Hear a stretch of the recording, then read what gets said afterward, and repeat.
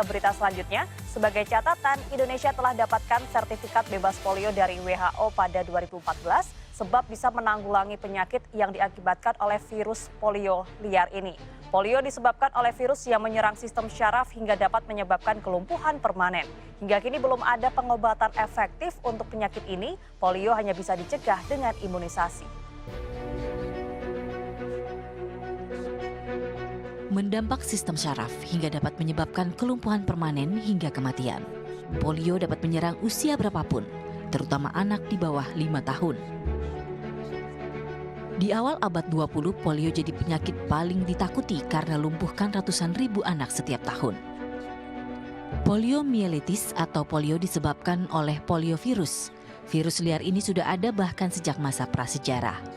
Poliovirus termasuk golongan human enterovirus yang bereplika dari usus dan dikeluarkan melalui feses.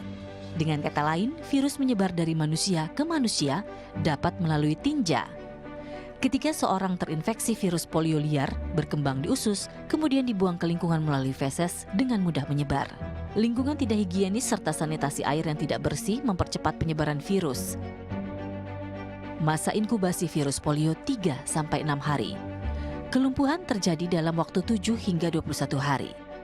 90% pasien terinfeksi tidak memiliki gejala atau bergejala ringan. Pada kondisi lain, gejala awal mulai demam, kelelahan, sakit kepala, hingga nyeri tungkai. Imunisasi merupakan tindakan paling efektif mencegah tertularnya polio. Vaksin polio yang diberikan berkali-kali dapat melindungi seorang seumur hidup.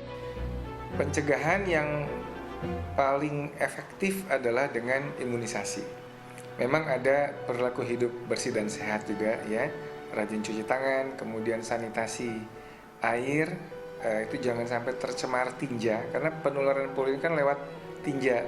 Salah satu hal yang bisa meyakinkan orang tua, dia harus tahu, dia harus lihat sendiri bagaimana menderitanya anak-anak yang korban polio, anak yang lumpuh, anak yang nggak bisa berjalan dengan normal, dia harus dibantu dengan kursi roda atau dengan tongkat. Apakah mau anaknya seperti itu?